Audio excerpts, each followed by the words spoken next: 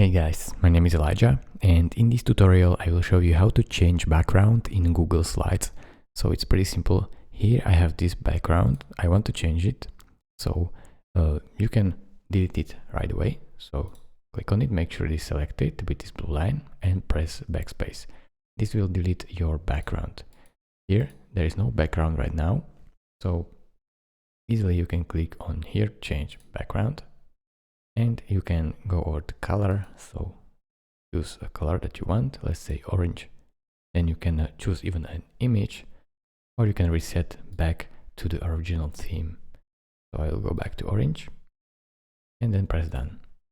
That's how simple it is. If you want to add an image, then just go over to background, choose an image and pick an image from your Google Drive or upload straight from your computer.